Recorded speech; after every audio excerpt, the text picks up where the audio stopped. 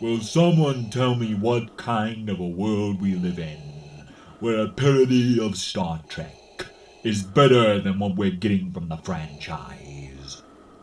This industry needs an enema.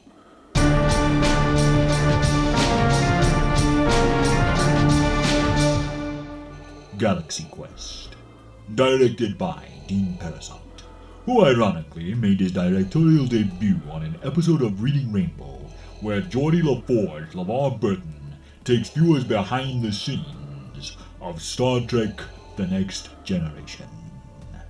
But don't take my word for it, see for yourself. Released on Christmas Day in 1999, Galaxy Quest was not only a gift for general moviegoers, but particularly Star Trek fans, who even ranked it as the 7th best Star Trek film of all time. And by Grabthar's hammer, what a film it is. Tim Allen goes to infinity and beyond, starring in an out-of-this-world comedy alongside Alan Rickman and Sigourney Weaver of Alien fame. And while in space no one will hear you scream, they will certainly hear plenty of laughter. Our film begins at a sci-fi convention, where a group of has-been actors are mistaken for real intergalactic heroes by the Thermians, a peaceful alien race who believe all television shows from Earth are historical documents. Turns out the pathetic little dweebs are having some trouble with our villain of the picture, a creepy crustacean named Ceres. Stan Winston and his Academy Award-winning special effects team designed and fabricated the elaborate creature suits for the film.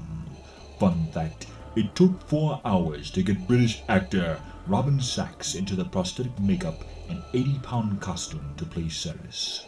The Thermians recruit Tim Allen to negotiate with Ceres, but thinking it's merely a fan film, our hungover hero fires on him instead to speed things along.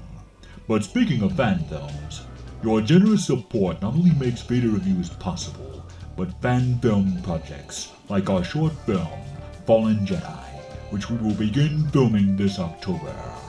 A link to our PayPal is in the description. Everyone who donates will have their name featured in the credits of our films. Donate today and become a hero of the Empire. Back to the movie. Unfortunately, Sebastian here is pretty hard to kill, so the Thermians once again turn to Commander Taggart to save their collective bacon. This time, however, his fellow actors come along for the ride. Fun fact number 2. When Sam Rockwell screams after seeing the Thermians for the first time, Sigourney Weaver's reaction was completely genuine, as his sudden outburst was ad-libbed. Sam Rockwell's character, Guy Fleetman, is not only a reference to Star Trek's infamous red shirts, who often meet an unfortunate demise, but also a reference to Star Trek The Next Generation actor Guy Vaderman, who played several extras as well as Brent Spiner's stunt double. Interestingly, Tony Shalhoub initially auditioned for the role of Fleetman before he was ultimately cast as the spaced-out Tech Sergeant Chan instead. As our group of actors try to get their space legs, so to speak, they come face to face with the crustacean-like crawdad of doom, who is understandably a little crabby that he was fired on earlier. Commander Taggart tries in vain to butter up old Lobster Head before our heroes find themselves in hot water, narrowly escaping with a damaged power generator. Their scanners detect a nearby world with the resources necessary to repair their ship. The filmmakers chose Goblin Valley, Utah for its strange rock formations, and while the over 100-degree weather was difficult for all concerned, actor Alan Rickman bore the singular discomfort of not only his thick wool costume, but his rubber alien head in the sweltering heat.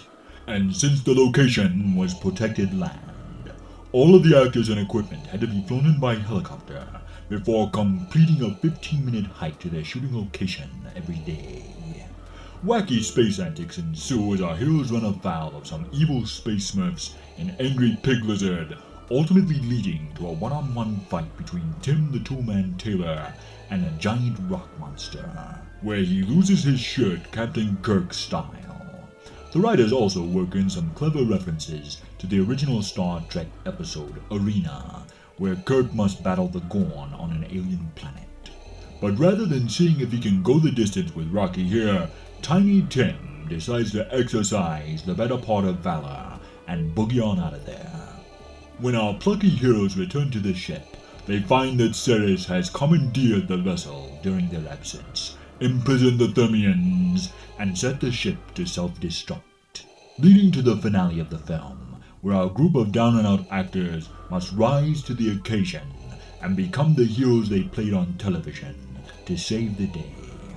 Where this film truly shines is not only the clever concept and witty dialogue, but the ensemble cast.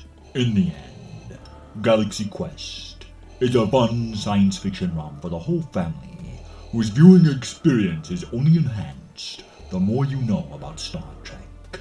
But more than just a great parody, the film captures the wonder and grandeur of a Trek film, as the Protector leaves the starport for the first time, and also exhibits moments of genuine heart and emotion.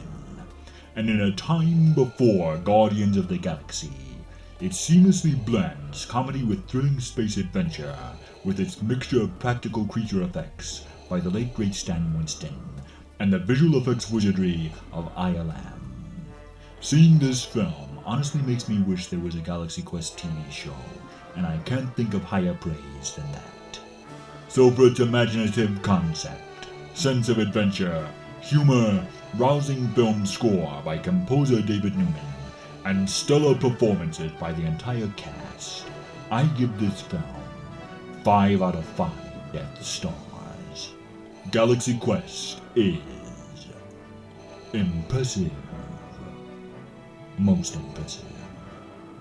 This has been Vader Reviews. Be sure to like, comment, subscribe, and hit that bell for notifications, and follow me on Twitter @Vader Reviews.